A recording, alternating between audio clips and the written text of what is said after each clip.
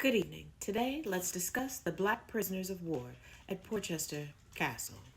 In October 1796, a fleet of ships from the Caribbean carrying over 2,500 prisoners of war, who were mostly black or mixed race, began to dock in Portsmouth Harbor. By the end of that month, almost all of them, apart from about 100 women and children, were living in Portchester Castle. The story begins on the island of St. Lucia in the Caribbean. When war between Britain and Revolutionary France erupted in 1793, the overseas colonies belonging to Britain, France, and their European allies, including the Caribbean, were also dragged into war. The many Caribbean islands were much fought over by European powers vying for supremacy. These islands were mainly inhabited by an enslaved African Caribbean population working on European-owned plantations. A French-born revolutionary, Victor Hugo, captured the island of Guadeloupe from Britain in 1794. He then declared an end to slavery and enlisted many former enslaved and free people of mixed race into the French Revolutionary War. Across the Caribbean, men of both African and European descent served in racially integrated military units that fought against Britain, which was still a slave-owning nation, on islands such as St. Lucia, St. Vincent, and Guadeloupe. On the 26th of May, 1796, the French garrison holding Fort Charlotte on St. Lucia surrendered to British forces commanded by Sir John Moore. They laid down their weapons and marched out of the fort onto British ships. The terms of their surrender ensured they would all be treated as prisoners of war rather than as slaves. Moore recorded. A flag was sent from them to know what way they might be treated. The answer was that men regimented of whatever color should be treated as prisoners of war. The garrison consisted of mainly local black soldiers, with a smaller number of European French soldiers. There were also women and children among them.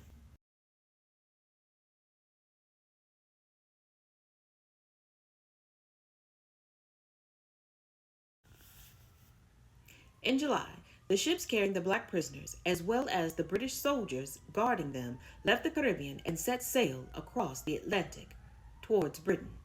The Atlantic crossing was very difficult.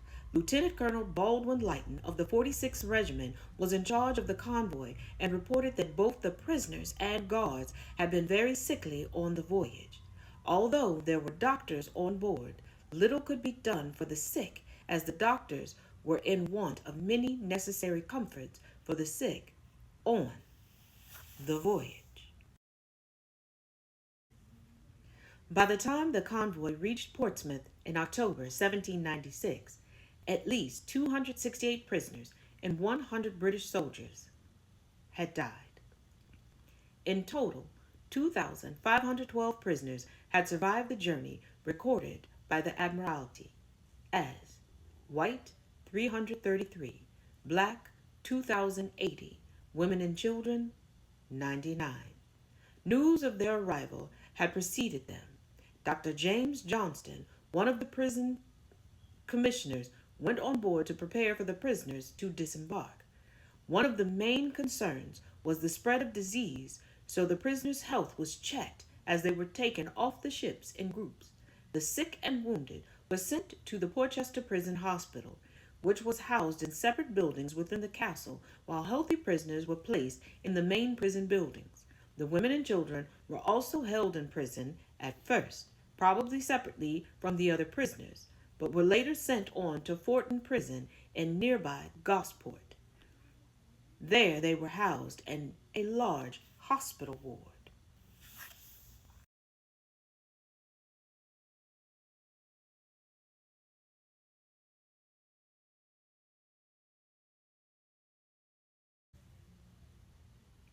The registers for the first time list all the prisoners by name, including the women and children. It is difficult to find out much about their individual stories, but many would once have been slaves working on the plantations on the French and British islands of the Caribbean. Others were from the free black and mixed race communities on the islands. Some notable prisoners were General Marnier, a free mixed race soldier who had been commander in chief of the French forces on St. Lucia and had organized resistance to the British rule.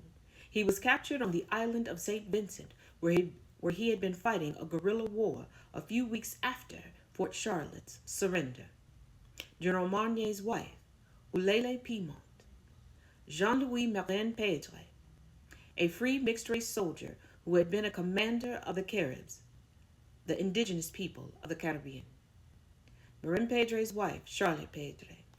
Captain Jean Joseph Lambert, a free mixed race officer in the French army. Lambert and General Marinet had set up a guillotine on Guadeloupe, probably as a symbol of the power of revolutionary France.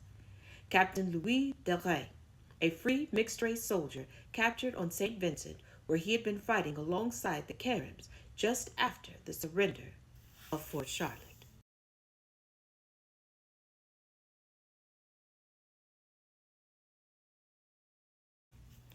Part 2 will be linked in the comments. Part 2. Life at Portchester for the prisoners from the Caribbean was extremely challenging because of the cold, damp weather. For many of them, this was their first encounter with a British winter. What is perhaps surprising is that they were treated with some care and consideration. Some of the black prisoners were suffering from frostbite, and many had already lost toes. Dr. Johnston and the other prison officers tried to help by providing extra clothing, as many had arrived with clothes suitable for the Caribbean, not for an English winter. They were given thick woolen vests and extra socks until shoes could be made for them. A special diet was arranged, which included extra potatoes and soup before bedtime. Their beer was flavored with ginger, which was thought to be warming. Unfortunately, the extra clothing had little effect, partly because, as soon as became apparent, it was being stolen by the other prisoners. The prison commissioner, William Otway, and Dr. Johnston reported that they had been robbed and plundered by the European prisoners, they considering themselves a superior race of beings to the unfortunate blacks. Something had to be done, and quickly. Every delay, Dr. Johnstone wrote, was murdering them through wanton cruelty.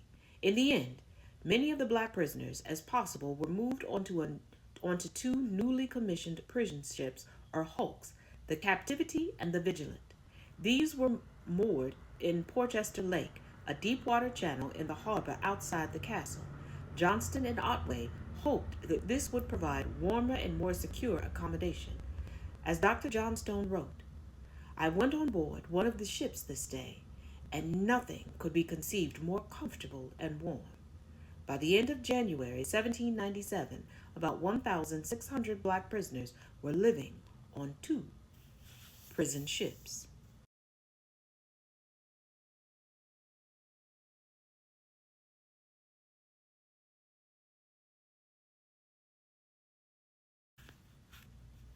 James Johnston was a qualified doctor and Royal Navy surgeon who worked as an inspector or commissioner responsible for the condition of the prisoners of war at Portchester and Fortin.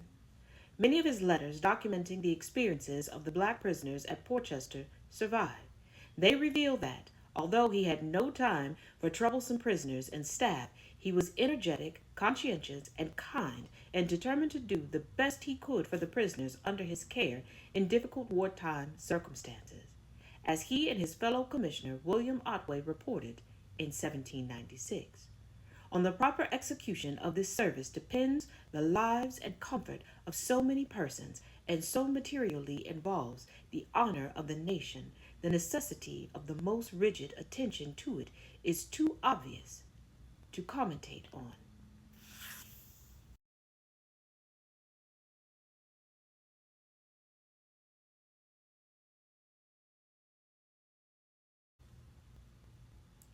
There were many black and mixed race officers among the prisoners from the Caribbean. Captured enemy officers were generally offered what was called parole when they arrived in Britain, which meant that they didn't have to be held in one of the main prisoner of war prisons, usually referred to as prison depots. Instead, they could live in one of the officially designated parole towns. There were over 60 of those throughout the British Isles, including two, Bishops Waltham and Hambledon, quite close to Portchester. While the Caribbean prisoners arrived at Portchester, the white European officers among them were placed on parole, but the black and mixed-race officers were not allowed this privilege. Both the Admiralty in London and the commander of the Portsmouth defenses, General Pitt, thought that they were too violent in their behavior and savage in their disposition to be allowed among the local population. In his opinion, they were very improper persons to be turned loose in any country, but particularly so in this neighborhood. This opinion was not shared, however, by Dr. Johnston and William Otway, who wrote to the Admiralty commending the conduct of both General Marinier and fellow officer Captain Lambert. General Marinier was also described in a later account as being very soldierly and gallant. In early 1797, Dr. Johnston and William Otway arranged for the black officers to be sent to join the women and children at Forton Prison.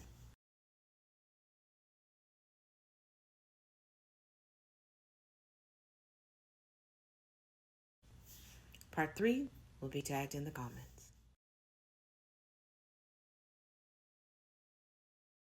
Part 3.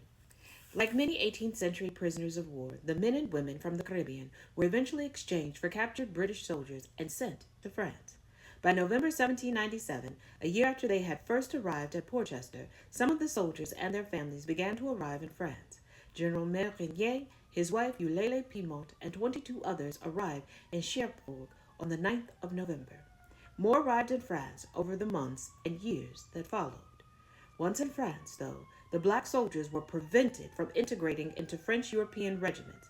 Instead, a decree of the 22nd of May, 1798, ordered that any black soldiers and their families who had returned to France from the colonies or from English prisons would have to go to the Ile de off the west coast of France, where they would be formed into one company.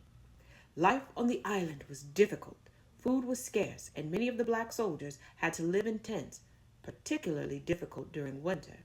Many also had their pay reduced and were prevented from traveling to nearby Rochefort on the mainland to buy food. Eventually, many of these soldiers became the Battalion of Black Pioneers. In about 1806, they were sent to Italy to provide military support to the Kingdom of Naples, which had been seized by the French in 1805, and became the 7th Royal African Regiment. They fought not only in Italy, but also in Russia. It is also possible that some of the black soldiers may have been recruited from Portchester into the British Navy or perhaps the Army. The armed forces actively recruited for soldiers and sailors from the prisoner of war population in Britain.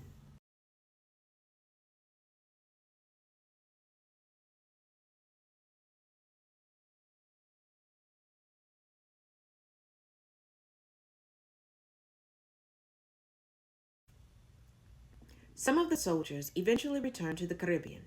Captain Louis Delclé, who like the others had initially gone to France, returned in 1799, where he became disillusioned when Napoleon attempted to reestablish slavery on the French Caribbean islands. He took up arms again, this time against France, and carried out a successful campaign. But eventually he and about 400 followers were surrounded at Motoba in Guadeloupe. Realizing there was no escape, and with French forces closing in, on the 28th of May, 1802, Delclé and his followers lit the gunpowder stores and blew themselves up rather than be captured and enslaved. Some were taken alive from the rubble and executed. There is now a memorial to Delclé on Guadeloupe and an inscription honoring him in the Pantheon in Paris, where distinguished French citizens are buried and commemorated.